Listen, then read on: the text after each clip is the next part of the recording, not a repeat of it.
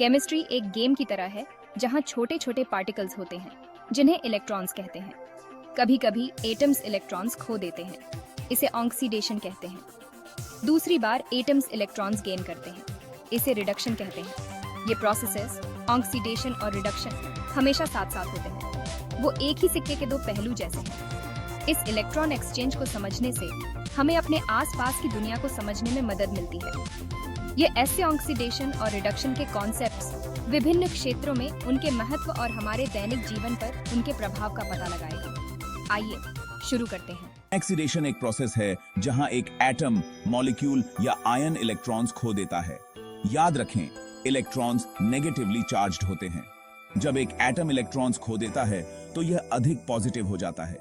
इसे ऐसे समझें, एटम कुछ नेगेटिव चीजें खो रहा है, इसलिए यह ओवरऑल अधिक पॉजिटिव हो जाता है।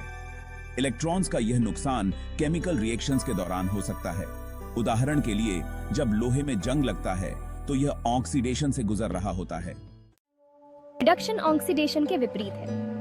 रिडक्शन में एक एटम, मॉलिक्यूल या आयन इलेक्ट्रॉन्स गेन करता है। चूंकि इलेक्ट्रॉन्स नेगेटिव होते हैं, इसलिए इलेक्ट्रॉन्स गेन करने से एटम ओवरऑल अधिक नेगेटिव हो जाता है।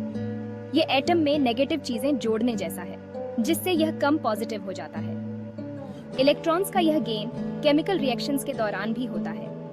उदाहरण के लिए, जब पौधे कार्बन डाइऑक्साइड को शुगर में बदलने के लिए सूरज की रोशनी का उपयोग करते हैं, तो वे कार्बन डाइऑक्साइड को रिड्यूस कर रहे होते हैं। ऑक्सीडेशन और रिडक्शन हमेशा साथ साथ चलते हैं, एक के बिना दूसरा नहीं हो सकता। इन पेयर्ड प्रोसेसेस को रेडॉक्स रिएक्शंस कहा जाता है, जो रिडक्शन और ऑक्सीडेशन रिएक्शंस का शॉर्ट फॉर्म है। रेडॉक्स रिएक्शन में एक पदार्थ इलेक्ट्रॉन्स खो देता है, ऑक्सीडाइज्ड हो जाता है। दूसरा पदार्थ उन इलेक्ट्रॉन्स को गेन करता है, रिड्यूस हो जाता है। यह एक से दूसरे में इलेक्ट्रॉन्स के ट्रांसफर की तरह है। रेडॉक्स रिएक्शंस कई केमिकल प्रोसेसेस के लिए फंडामेंटल हैं। ईंधन के जलने से लेकर हमारे शरीर में एनर्जी पैदा करने के तरीके तक। रेडॉक्स रिएक्शंस को बेहतर ढंग से समझने के लिए हम ऑक्सीडेशन स्टेट्स नामक किसी चीज का उपयोग करते हैं। ऑक्सीडेशन स्टेट एक अणु में एक परमाणु को सौंपा गया एक नंबर है।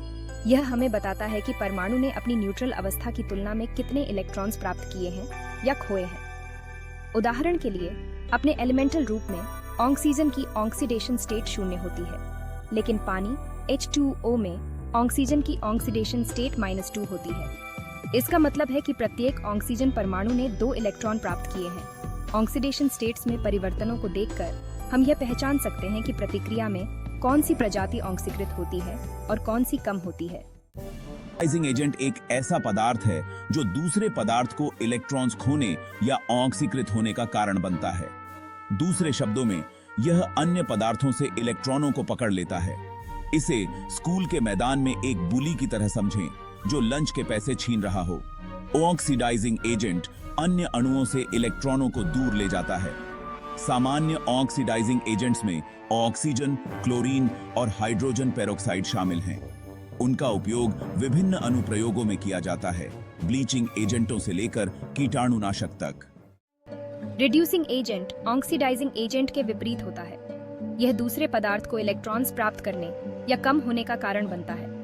यह अपने इलेक्ट्रॉनों को अन्य पदार्थों को दान कर देता है। एक उदार मित्र की कल्पना करो जो अपने खिलौने साझा कर रहा हो। रिड्यूसिंग एजेंट अपने इलेक्ट्रॉनों को अन्य अणुओं को दे देता है। सामान्य कम करने वाले एजेंटों में लोहा और जस्ता जैसी धातुएं, साथ ही हाइड्रोजन गैस शामिल है। उनका उपयोग धातु निष्कर्षण और उर्वरकों के उत्पादन जैसी प्रक्रियाओं में किया जाता है।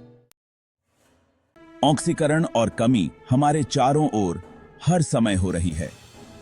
यह प्रक्रियाएं हमारे जीवन के हर पहलू में शामिल हैं, चाहे हम इसे महसूस करें या नहीं। यहां कुछ उदाहरण दिए गए हैं जो यह दर्शाते हैं कि ये रासायनिक प्रतिक्रियाएं कैसे काम करती हैं। लोहे पर जंग लगना। लोहा हवा में ऑक्सीजन के साथ अभिक्रिया करके आयरन ऑक्साइड बनाता है, जिसे जंग के रूप में भी जाना जाता है। यह एक धीमी प्रक्रिया है, लेकिन समय के साथ यह स्पष्ट रूप से दिखाई देती है। लोहा इलेक्ट्रॉन खो देता। जब हम लकड़ी या गैसोलीन जैसे ईंधन जलाते हैं, तो ईंधन के अणु ऑक्सीजन के साथ प्रतिक्रिया करके कार्बन डाइऑक्साइड और पानी का उत्पादन करते हैं। यह प्रक्रिया ऊर्जा उत्पन्न करती है जो हमारे दैनिक कार्यों के लिए आवश्यक है। हमारा शरीर ग्लूकोज को तोड़ने और ऊर्जा उत्पादन के लिए ऑक्सीजन का उपयोग करता है। यह प्रक्रिया हमें जीवित रहने और सक्रिय रहने में मदद करती है। ग्लूकोज इलेक्ट्रॉन खो देता है और ऑक्सीजन इलेक्ट्रॉन प्राप्त करता है। यह प्रक्रियाएं हमारे चारों ओर हो रही हैं और हमारे जीवन को प्रभावित कर रही हैं। रेडॉक्स प्रतिक्रियाएं कई क्षेत्रों में आवश्यक हैं, जिनमें शामिल हैं जीव विज्ञान, प्रकाश संश्लेषण, श्वसन और डीएनए प्रतिकृति। सभी में रेडॉक्स प्रतिक्रियाएं शामिल हैं। उद्योग, धातु निष्कर्षण, प्लास्टिक और उर्वरकों का उत्पादन और बैटरियों का संचालन सभी रेडॉक्स प्रतिक्रियाओं पर निर्भर करते हैं। पर्यावरण में पोषक तत्वों का चक्रण, प्रदूषकों का टूटना और ओजोन का निर्माण सभी रेडॉक्स प्रतिक्रियाओं से प्रभावित होते हैं। रेडॉक्स प्रतिक्रियाओं को समझने से हमें नई तकनीकों को विकसित करने और विभिन्न क्षेत्रों में महत्वपूर्ण चुनौतियों का समाधान करने में मदद मिलती है। जबकि रेडॉक्स प्रतिक्रियाएं जीवन के लिए महत्वपूर्ण हैं, उनका पर्यावरण पर नकारात्मक प्रभाव भी पड़ सकता है।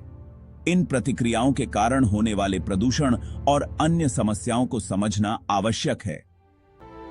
प्रदूषण जीवाश्म ईंधन के जलने से हानिकारक प्रदूषक वायुमंडल में फैलते हैं, जिससे जलवायु परिवर्तन और सांस की समस्याएं होती हैं। यह प्रदूषण न केवल मानव स्वास्थ्य को प्रभावित करता है, बल्कि वन्य जीवों और पारिस्थितिक तंत्र को भी नुकसान पहुंचाता है।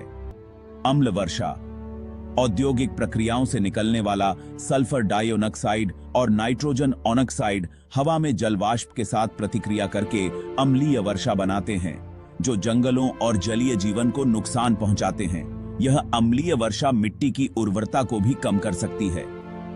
जंग पुलों और इमारतों जैसी धातु संरचनाओं में जंग लगने से समय के साथ वे कमजोर हो सकती हैं, जिससे सुरक्षा खतरा पैदा हो सकता है। जंग लगने से संरचनाओं की मरम्मत और रखरखाव की लागत भी बढ़ जाती है।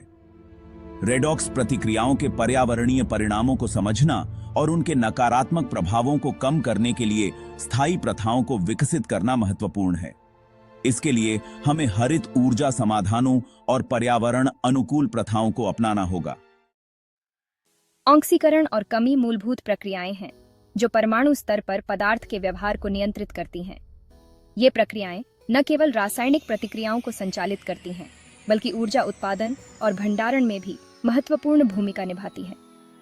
वे इलेक्ट्रॉनों के नाजुक नृत्य की तरह हैं, जो लगातार विभिन्न परमाणुओं और अणुओं के बीच आदान प्रदान करते रहते हैं।